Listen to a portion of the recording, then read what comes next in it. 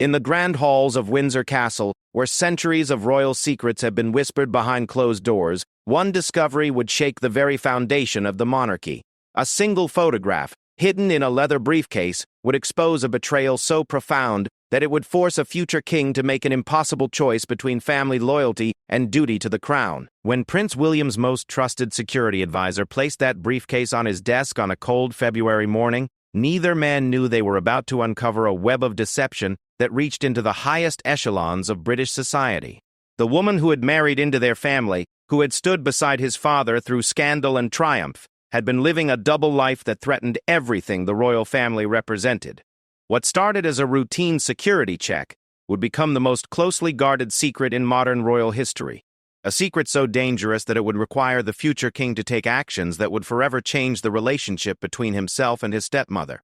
A secret that would prove that even in the 21st century, the crown's reach extends far beyond what the public could ever imagine. This is the true story of how Prince William discovered Camilla's hidden world, and the extraordinary measures he took to protect the monarchy from a scandal that could have brought down the House of Windsor forever. The morning mist clung to the grounds of Windsor Castle as Detective Inspector Sarah Morrison made her way through the security checkpoint. It was February 15th, and the routine monthly security review was scheduled for 9 o'clock sharp. Sarah had been conducting these reviews for 3 years, and they had always been mundane affairs involving staff background checks and protocol updates. She had no idea that today would change everything. Prince William sat behind his mahogany desk in his private office, reviewing his schedule for the upcoming week. At 39, he had grown comfortable with the weight of royal responsibility, but recent months had brought new challenges.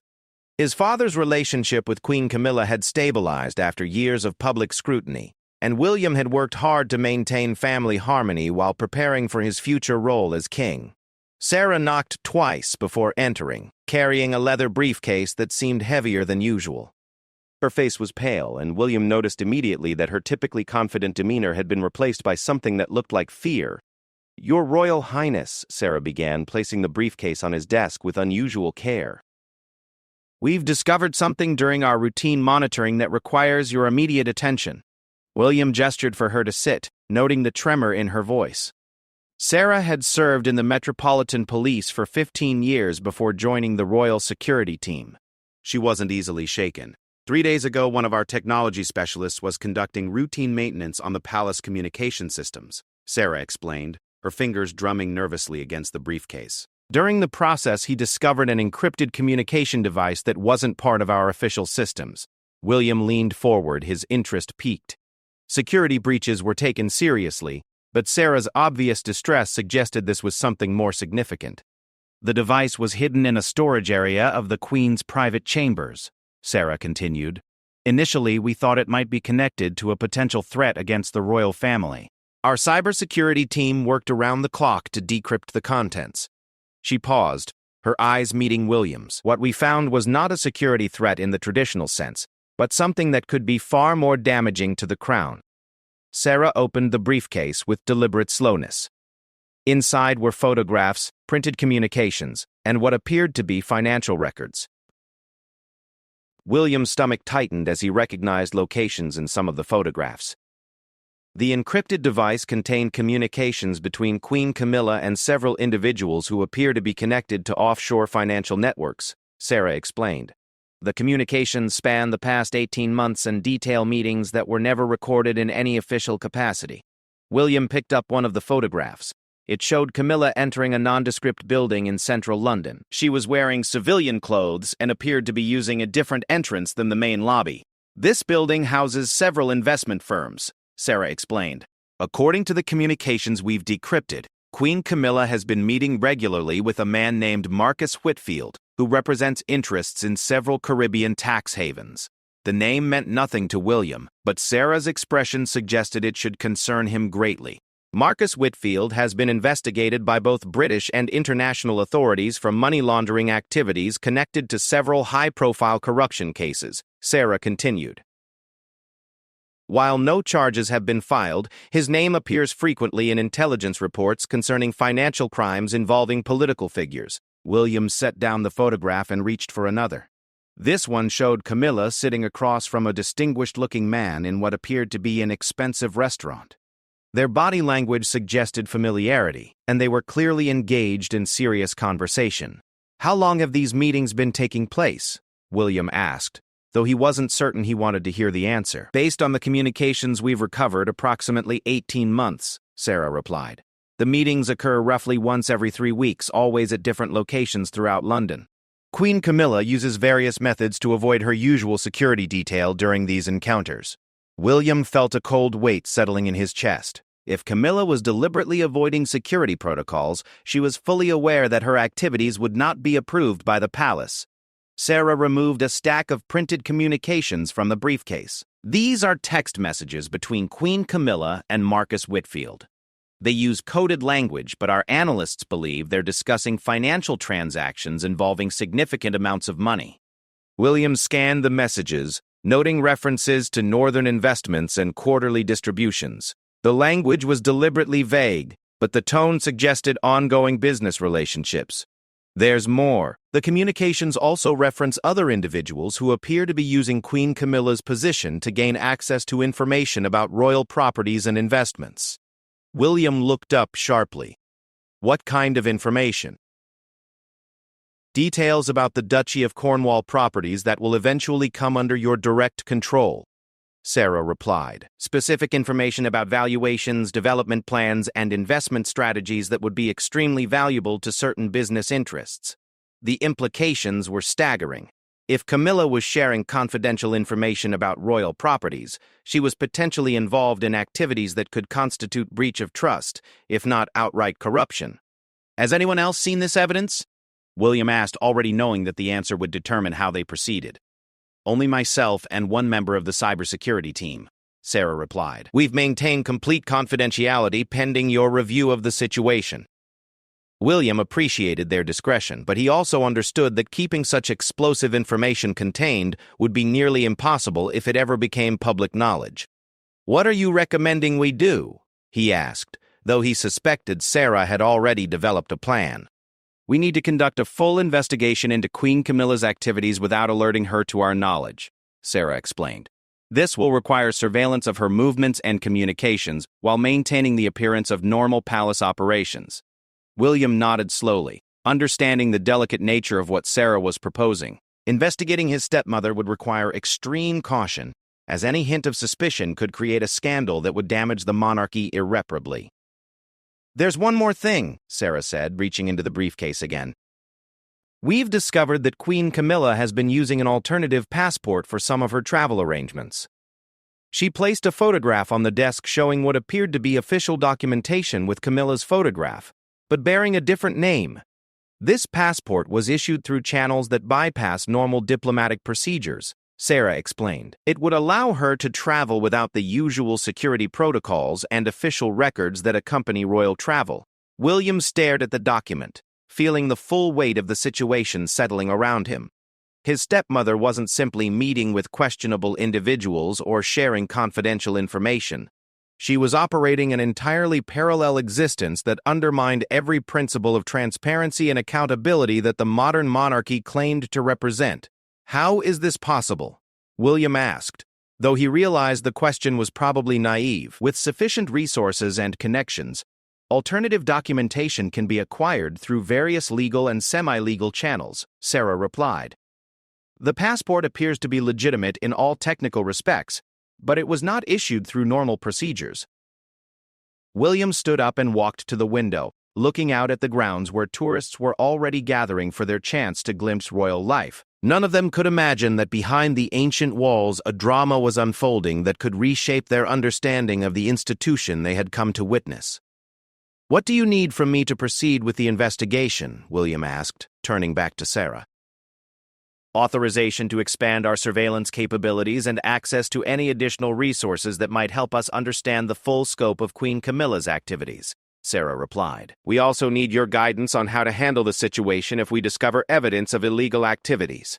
William knew that authorizing an investigation into his stepmother's activities would cross a line that could never be uncrossed. Once they began actively investigating Camilla, they would be committed to following the evidence wherever it led, regardless of the consequences for the royal family. But he also knew that ignoring what they had already discovered was not an option. If Camilla's activities eventually became public knowledge without the palace having taken appropriate action, the damage to the monarchy's credibility would be catastrophic. "Proceed with the investigation," William said, his voice steady despite the turmoil he felt inside. "But I want to be informed of every development immediately. Nothing moves forward without my direct approval." Sarah nodded and began gathering the evidence back into the briefcase. As she prepared to leave, William called her name. "Sarah," he said, "I want you to understand that what we're doing here is about protecting the institution of the monarchy, not about personal family relationships. Whatever we discover, we have to be prepared to act in the best interests of the crown." "I understand completely, Your Royal Highness," Sarah replied. "The crown must always come first." After Sarah left, William remained at his window for a long time, watching the tourists and wondering how many institutional secrets were hidden behind the facades of the buildings they photographed so eagerly. He thought about his father, who had finally achieved the happiness with Camilla that had eluded him for so many years. He thought about the public, who had gradually accepted Camilla into the royal family after decades of controversy surrounding her relationship with Charles. Most of all, he thought about the crown itself, and the impossible burden of protecting an institution that represented stability and continuity in an increasingly chaotic world. The evidence Sarah had presented suggested that someone very close to the heart of that institution was actively undermining it. William knew that the investigation they were about to undertake would change everything, regardless of what they discovered. There was no path forward that didn't involve difficult choices and potential damage to relationships he had spent years building. But as he stood in that ancient office surrounded by portraits of monarchs who had faced their own impossible choices, William understood that protecting the crown sometimes required actions that felt like betrayal. The institution was larger than any individual, including his stepmother, and including himself. The investigation would begin immediately, and William knew that once it started, there would be no turning back. Whatever they discovered about Camilla's secret activities would have to be addressed, regardless of the personal cost to their family or the potential damage to the monarchy's carefully maintained public image.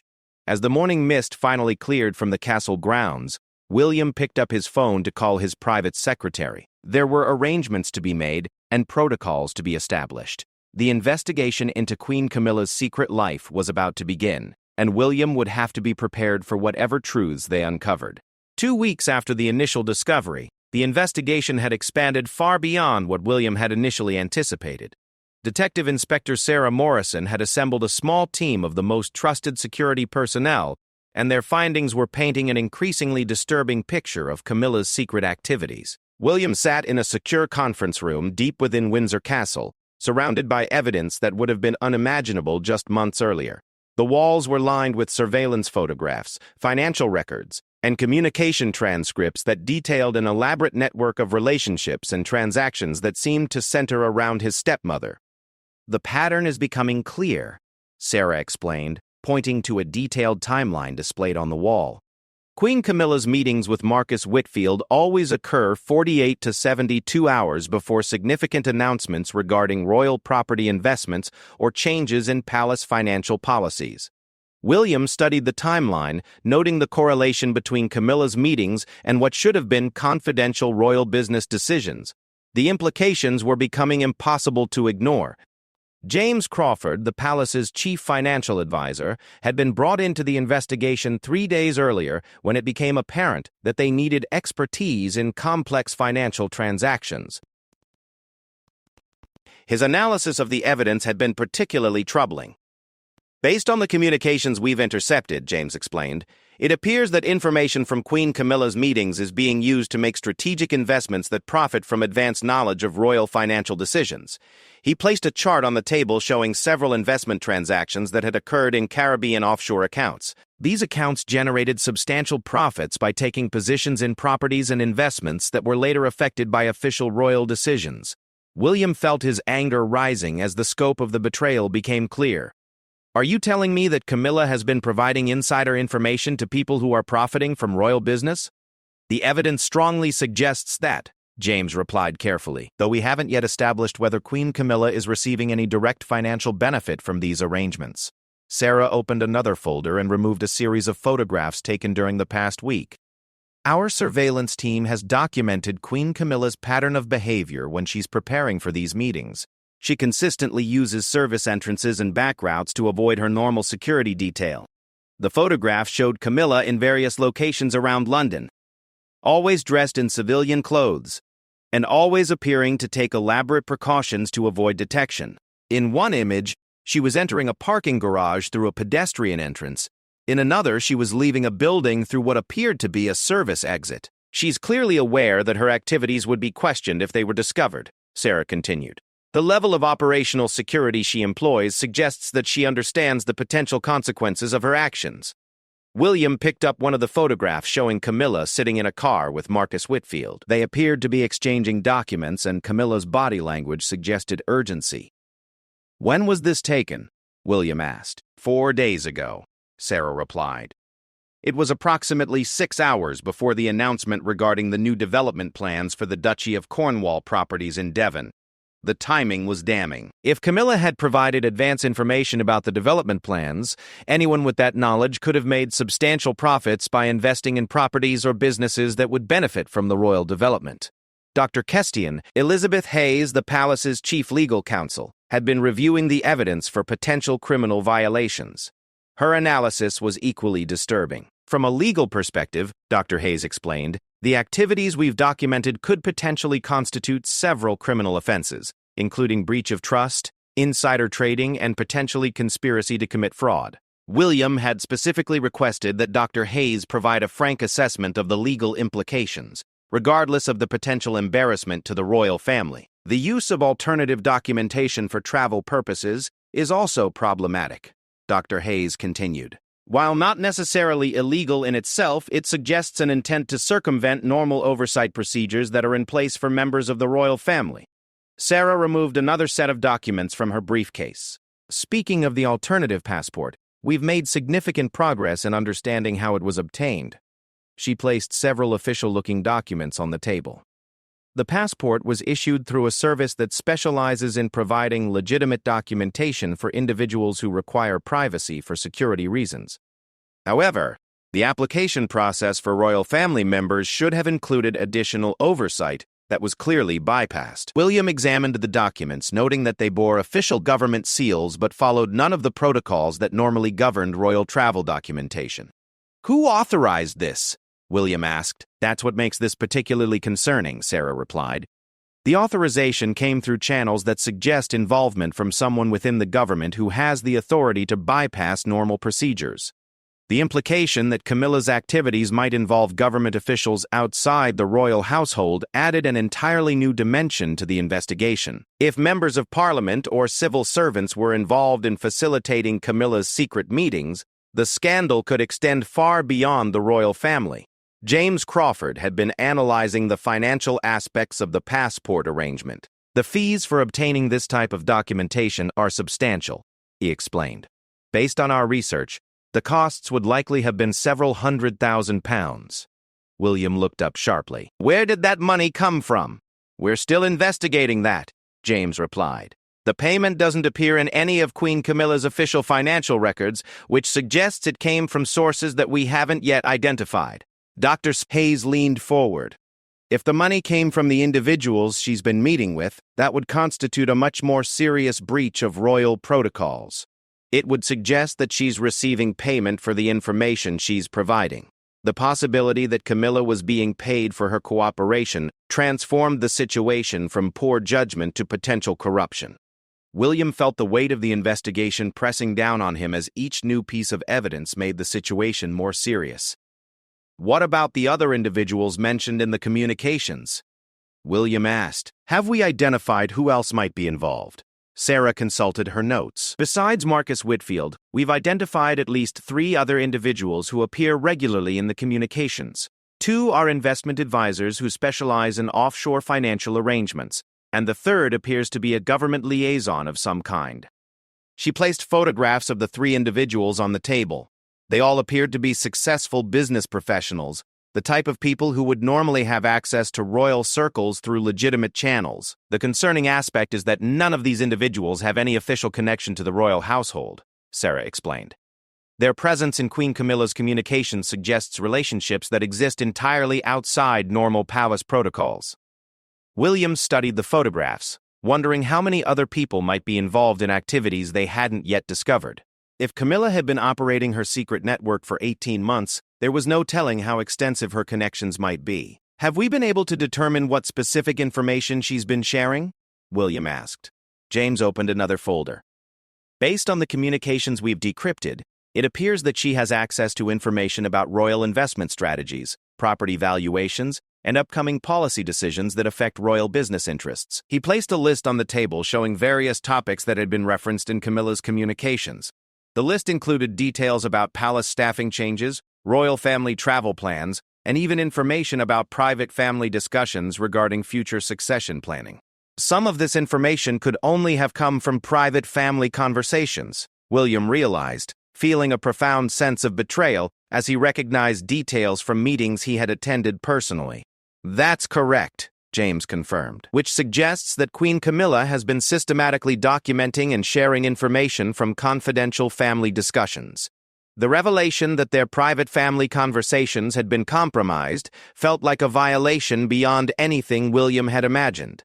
He thought about recent discussions regarding his own future role, wondering what details had been shared with people he had never met. Dr. Hayes had been reviewing the legal implications of sharing information from private royal conversations. From a constitutional perspective, she explained, the sharing of information about succession planning or internal royal decisions could potentially impact the stability of the monarchy itself.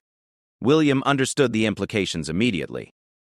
If information about royal succession planning was being shared with outside parties, it could be used to manipulate public opinion, or even influence government policy regarding the monarchy. "We need to understand the full scope of what's been compromised," William decided. "I want a complete analysis of every piece of information that appears in these communications, and I want to know how that information could be used to damage royal interests." Sarah nodded. "We're preparing a comprehensive report, but it will take several more days to complete the analysis." William stood up and walked to the window of the conference room, looking out at the castle grounds where his children often played. The investigation had already revealed a level of betrayal that challenged everything he thought he knew about his stepmother, but he suspected they were only beginning to understand the full extent of her activities. "Is there any indication that she's aware we're investigating her?" William asked. "Not yet," Sarah replied. "We've been extremely careful to maintain normal operational procedures while conducting our surveillance. As far as we can determine, Queen Camilla believes her activities remain secret." William knew that their ability to continue the investigation depended on maintaining that element of surprise. If Camilla discovered that her communications were being monitored, she could potentially destroy evidence or flee the country using her alternative passport. "I want to know about every aspect of her alternative identity," William decided. "If she has access to documentation that allows her to travel without oversight, we need to understand what other resources she might have access to." Dr. Hayes made notes as William spoke. "We should also consider the possibility that these activities are connected to foreign intelligence services," she suggested. "The level of sophistication involved in creating alternative documentation and establishing offshore financial networks suggests resources that go beyond what individuals could arrange privately." The possibility of foreign intelligence involvement added an element of national security concern to what had already become a complex investigation. William realized that they might need to involve other government agencies if the evidence suggested threats to national interests. "For now, we continue as we have been," William decided. "But I want daily briefings on any new developments, and I want to be informed immediately if we discover evidence that suggests threats beyond the royal family." As the meeting concluded, William remained in the conference room for several minutes, studying the evidence that covered every surface. The photographs, documents, and communications painted a picture of systematic deception that seemed almost impossible to reconcile with the woman who had become part of their family. He thought about his father, who had fought so hard to gain public acceptance for his relationship with Camilla. Charles had endured decades of criticism and scandal to marry the woman he loved, and he had worked tirelessly to establish her position within the royal family. William also thought about his own children, who knew Camilla as their step-grandmother, and had never questioned her place in their family. The investigation they were conducting had the potential to destroy those relationships and create divisions that might never heal. But as he looked at the evidence of Camilla's secret activities, William knew that protecting the monarchy required difficult decisions that went beyond personal feelings. If she was indeed using her position to benefit unknown parties, possibly at the expense of royal interests, then action would have to be taken regardless of the personal cost.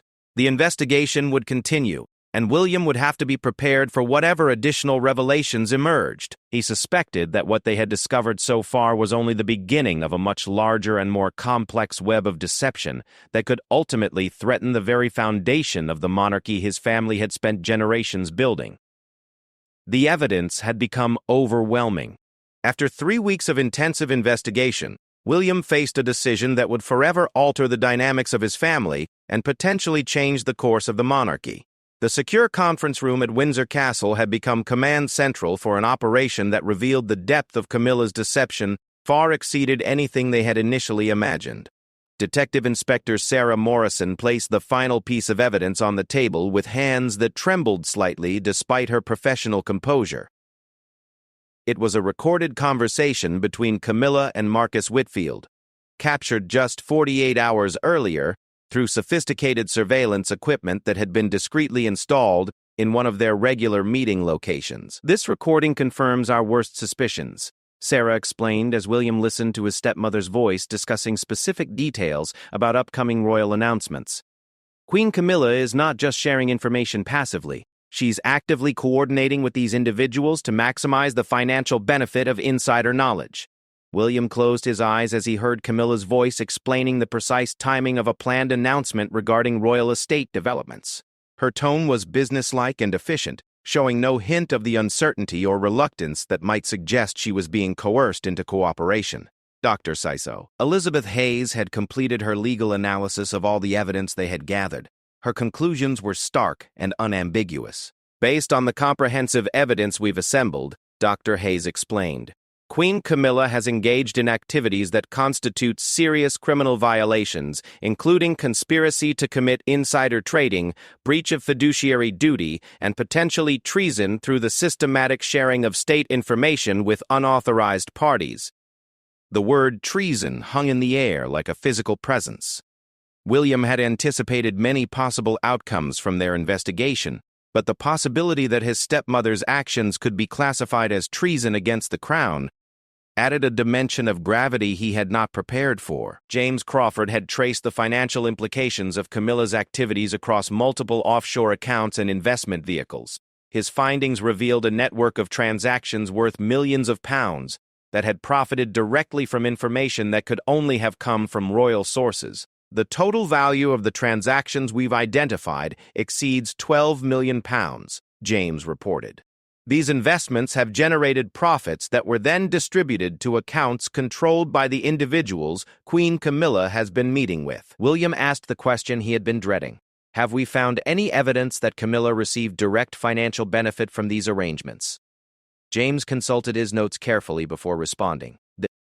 "We've identified transfers totaling approximately £800,000 to accounts that appear to be controlled by Queen Camilla through intermediary arrangements.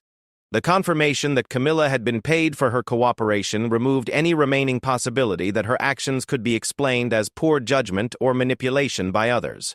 She was an active and willing participant in activities that constituted a fundamental betrayal of her position and responsibilities." Sarah had been monitoring Camilla's activities throughout the investigation, and her observations had revealed patterns that suggested extensive planning and operational sophistication. "Queen Camilla maintains multiple communication devices that she uses for different aspects of her secret activities," Sarah explained. "She has developed elaborate procedures for avoiding detection, including the use of multiple vehicles and safe houses throughout London." William was struck by the level of deception required to maintain such an extensive secret operation. The woman he thought he knew had been living an entirely parallel existence that required constant vigilance and planning. "The safe houses are particularly concerning," Sarah continued. "They're located in areas where royal security would have difficulty providing protection if she were discovered during one of her meetings." Dr. Hayes had been investigating the legal procedures that would be required if they decided to take action against Camilla. Her analysis revealed complexities that went far beyond normal criminal prosecution. If we proceed with formal charges, we would be dealing with unprecedented legal territory, Dr. Hayes explained. There are no modern precedents for prosecuting a member of the royal family for activities of this nature. William understood that taking legal action against Camilla would create a constitutional crisis that could damage the monarchy far beyond the immediate scandal of her activities. The legal proceedings would inevitably become public, exposing details that could undermine public confidence in the royal family for generations. "What are our alternatives to formal prosecution?" William asked, though he suspected the options would be limited and unsatisfying. "We could pursue private resolution through internal royal procedures," Dr. Hayes replied. "This would involve confronting Queen Camilla with our evidence and demanding that she cease all unauthorized activities while accepting consequences that would be determined privately." William knew that private resolution would require Camilla's cooperation, and based on the evidence they had gathered, he wasn't confident that she would voluntarily end activities that had been profitable and presumably important to her. "There's another factor we need to consider," Sarah interjected. "Our continued surveillance has revealed that Queen Camilla is planning to leave the country next week using her alternative passport. The revelation that Camilla was planning to travel secretly suggested that she might be aware of their investigation or that her activities were reaching a conclusion that required her to leave the country." "Where is she planning to go?" William asked. "Based on the communications we've intercepted, she's planning to travel to Switzerland and then to several Caribbean locations where some of her offshore financial arrangements are based," Sarah replied. William realized that if Camilla left the country using alternative documentation, they would lose any opportunity to confront her with their evidence or demand accountability for her actions. "We can't allow her to leave the country," William decided. "If she uses alternative documentation to travel to locations where she has financial interests, we may never have another opportunity to address this situation." Dr. Kafroz, Hayes nodded in agreement. "Once she leaves British jurisdiction, our ability to take any legal action would be severely limited." William stood up and walked to the window, looking out at the castle grounds where tourists continued their daily pilgrimages to witness royal history. None of them could imagine that behind the ancient walls, decisions were being made that would determine the future of the institution they had come to observe. "I need to confront her directly," William decided, "before she has any opportunity to leave the country or destroy additional evidence." Sarah looked concerned. "Your Royal Highness, confronting Queen Camilla directly carries significant risks. If she becomes aware of the extent of our investigation, she could take actions that might compromise our evidence or create additional security concerns." William understood the risks, but he also knew that allowing Camilla to continue her activities or leave the country would constitute an abdication of his responsibility to protect the crown. "I want her alternative passport confiscated before any confrontation takes place," William directed. "If she doesn't have access to alternative documentation, she won't be able to leave the country without using official channels that we can monitor." Sarah made notes as William outlined his plan. "We'll need to coordinate with immigration authorities to ensure that Queen Camilla's official passport is flagged for any attempted international travel." James had been reviewing the financial evidence and had additional concerns about Camilla's planned travel. "Based on the communications we've intercepted, her planned travel appears to be connected to finalizing financial arrangements that would transfer substantial assets to offshore accounts," James explained.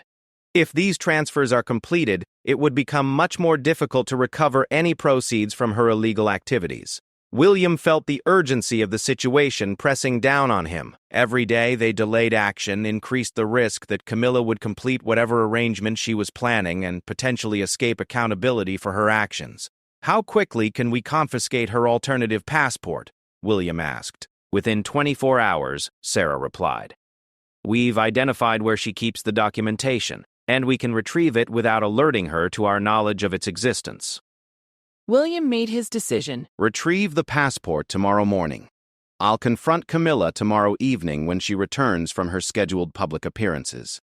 Dr. Sorrento, Hayes had been preparing for the possibility of direct confrontation and had legal recommendations for how William should proceed.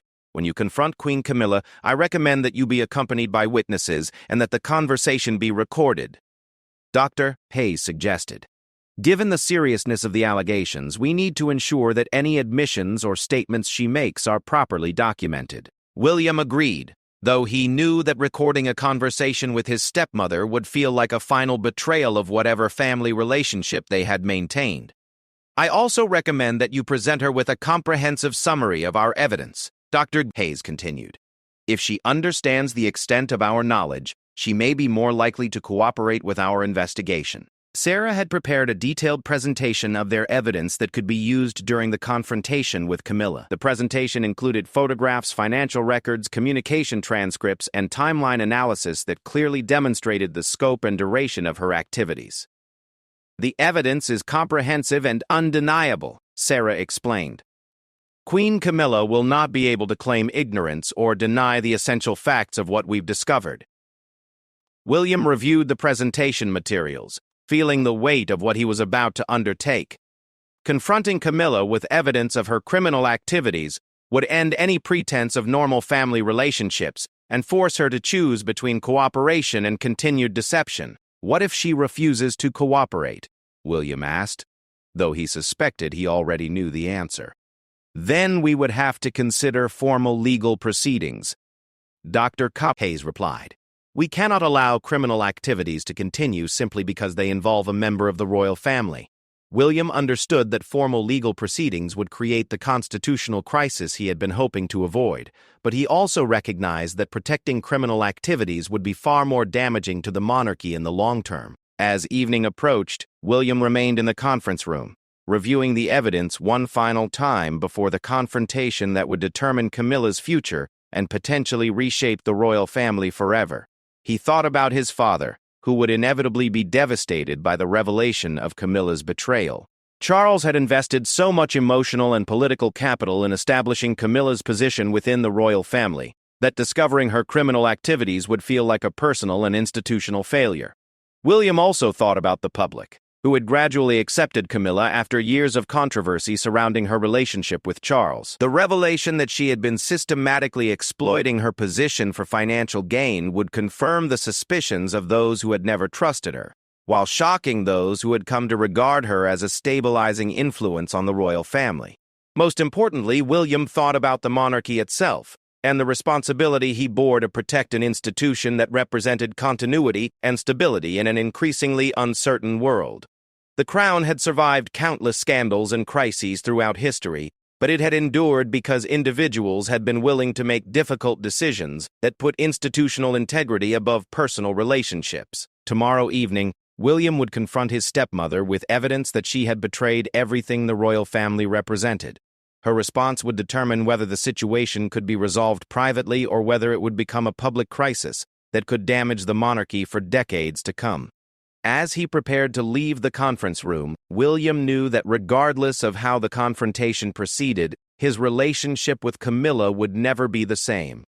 The evidence of her systematic deception had already changed his understanding of who she was and what she represented within their family. The next 24 hours would determine whether Queen Camilla would accept responsibility for her actions and cooperate with efforts to minimize the damage she had caused, or whether she would continue her deception and force the royal family into a public crisis that could threaten the very foundation of the monarchy. William was prepared for either outcome, but he hoped that when confronted with undeniable evidence of her criminal activities, Camilla would choose cooperation over continued betrayal. The future of the crown might depend on her decision. The confrontation took place in the Blue Drawing Room at Windsor Castle, a space chosen for its formal atmosphere and secure location. William had arrived early to ensure that recording equipment was properly positioned and that witnesses would be discreetly available if needed. As 6 o'clock approached, he felt the weight of what was about to unfold settle around him like a physical presence. Camilla entered the room with her usual confident bearing, wearing an elegant dark blue dress that projected authority and composure. She seemed genuinely pleased to see William and approached him with the warm familiarity that had characterized their relationship for years. "William, darling," she said, offering her cheek for the customary kiss. "I understand you wanted to discuss some family matters. Is everything all right with Charles?" William gestured for her to sit in one of the ornate chairs positioned across from a small table where he had arranged a selection of the evidence they had gathered. Her expression shifted slightly when she noticed the formal arrangement and the serious look on his face. "Camilla, we need to discuss some activities that have come to our attention," William began, his voice steady despite the tension he felt. "I'm afraid what I have to share with you will be quite disturbing." He placed the first photograph on the table between them. It showed Camilla entering the nondescript building where she had met with Marcus Whitfield. Her reaction was immediate and telling. The confident expression disappeared from her face, replaced by something that looked like fear mixed with calculation. "I'm not sure what you think this photograph represents," Camilla said carefully, "but I'm certain there's been some misunderstanding." William placed additional photographs on the table, showing Camilla at various locations throughout London, always in civilian clothes and always appearing to take precautions to avoid detection. "These photographs document meetings you've had over the past 18 months with individuals who are under investigation for financial crimes," William explained. "We know about Marcus Whitfield, and we know about the information you've been providing to him and his associates." Camilla's composure cracked slightly, but she maintained her denial. "I don't know what you think you've discovered, but I can assure you that any meetings I may have had were entirely innocent." William reached into the folder and removed transcripts of the communications they had intercepted. "These are records of communications between you and Marcus Whitfield discussing specific details about royal financial decisions. They include information that could only have come from confidential family discussions." As Camilla read the transcripts, her face went pale. William could see her mind racing as she tried to formulate an explanation that might minimize the implications of what had been discovered. "Where did you get these?" she asked, her voice barely above a whisper. "From encrypted communication devices hidden in your private chambers," William replied. "We've been monitoring your activities for 3 weeks, and we know about the offshore financial arrangements, the alternative passport, and the payments you've received." The mention of payments seemed to break something in Camilla's composure. She looked up from the transcripts with an expression that combined desperation with defiance. "You don't understand what you're dealing with," she said, her voice stronger now. "These arrangements were put in place for the protection of the royal family, not to harm it." William felt a cold anger rising as Camilla attempted to justify her criminal activities as somehow protective of the family she had betrayed. "Protection from what?" William asked. "What possible threat could justify selling confidential information about royal business to criminals?" Camilla stood up and walked to the window, her back to William as she appeared to struggle with how much to reveal. When she turned around, her expression had hardened into something William had never seen before. "Charles has enemies," she said flatly. "People who would destroy him and everything he's worked for if they had the opportunity. The information I've been providing helps ensure that those enemies don't gain advantages that could be used against us." William was stunned by the suggestion that her criminal activities were somehow protecting his father. "What enemies? What are you talking about? Members of Parliament who oppose the monarchy, business interests that would benefit from Republican government, foreign parties who want to see British institutions weakened," Camilla replied, her voice growing more animated. "The people I work with help us monitor and counter those threats." William realized that Camilla had constructed an elaborate rationalization for her activities that painted her betrayal as patriotic service. The delusion was so complete that she seemed to genuinely believe her own justification. "The payments you received," William said. "How were those protecting the royal family?" Camilla's expression faltered again. "Those were operational expenses, compensation for the risks I was taking to protect institutional interests." William placed the financial records on the table showing the £800,000 that had been transferred to accounts connected to Camilla. £800,000 in operational expenses. "You don't understand the complexities involved," Camilla insisted. "The work I was doing required significant resources and exposed me to considerable personal risk." William felt his patience evaporating as Camilla continued to justify activities that had clearly been motivated by financial gain rather than any desire to protect the royal family. "The alternative passport," William said. "Was that also for protection?" Camilla hesitated before responding. "Mobility is essential for the type of work I was doing. I needed to be able to travel without the usual constraints of royal protocols." William reached into his jacket and removed Camilla's alternative passport, which had been confiscated that morning from her private safe. Her eyes widened when she saw the document in his hands. "This passport has been deactivated," William informed her. "You will not be leaving the country using alternative documentation." For the first time since the conversation began, Camilla's composure completely collapsed. The reality that her secret operation had been thoroughly compromised seemed to hit her with full force. "What do you want from me?" she asked, sinking back into her chair. William had anticipated this question and had prepared his response carefully. "I want you to understand that your activities constitute serious criminal violations that could result in prosecution for treason against the crown." The word treason had the impact William intended. Camilla's face went completely white as she grasped the full implications of her situation. "I also want you to understand that protecting the monarchy requires that we take appropriate action regardless of personal relationships or family considerations," William continued. Dr. Six said. Elizabeth Hayes entered the room at William's signal, carrying additional legal documents that would formalize whatever resolution they reached. "Dr. Dalbo Taco, Hayes will explain your legal situation and the options available to us," William said. Dr. Hayes sat down across from Camilla and opened her briefcase with professional efficiency. "Based on the evidence that's been gathered, you have engaged in activities that constitute multiple criminal violations under British law. The charges could include conspiracy to commit fraud, breach of fiduciary duty, insider trading, and potentially treason." Camilla listened in silence as Dr. Hayes outlined the potential legal consequences of her actions. The possibility of lengthy prison sentences and permanent exile from the royal family seemed to penetrate her remaining defenses. "However," Dr. Hayes continued, "Prince William is prepared to consider alternatives to formal prosecution if you're willing to cooperate fully with our investigation and accept specific conditions." William had spent considerable time developing the terms he would offer Camilla. They were designed to protect the monarchy while avoiding the constitutional crisis that would result from prosecuting a queen consort for treason. "The conditions are non-negotiable," William explained. "You will immediately cease all unauthorized activities and sever all contact with the individuals you've been working with. You will surrender all communication devices and financial accounts connected to your secret operation." Camilla listened without interruption as William outlined additional requirements.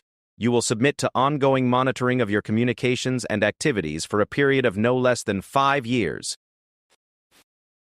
You will provide complete disclosure of all information you've shared and all financial benefits you've received." William paused to ensure that Camilla understood the gravity of what he was offering. "Most importantly, you will retire from all public royal duties and maintain a private residence outside of London. Your public appearances will be limited to specific occasions approved in advance." The terms effectively meant that Camilla would remain queen consort in name only, while being excluded from meaningful participation in royal life. It was a form of internal exile that would allow the monarchy to avoid public scandal, while ensuring that she could never again access confidential information. "What about Charles?"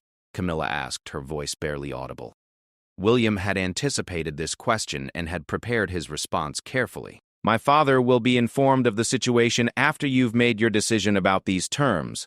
How much detail he learns will depend on your level of cooperation." The implication was clear. If Camilla accepted the terms and cooperated fully, Charles might be spared some of the most painful details of her betrayal. If she refused to cooperate, he would learn everything. Camilla sat in silence for several minutes, staring at the evidence spread across the table. William could see her calculating her options and recognizing that she had very little room for negotiation. "If I accept these terms," she finally asked, "what guarantees do I have that this information won't eventually become public?" Dr. Hayes responded before William could speak. "No guarantees can be provided regarding future disclosure.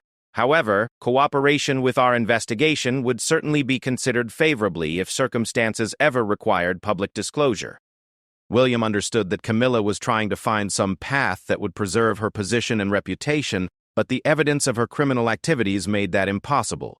"The choice is yours," William said simply. "Accept the terms we've outlined and retire quietly, or face formal prosecution with all the public attention that would entail." Camilla closed her eyes and remained silent for a long moment.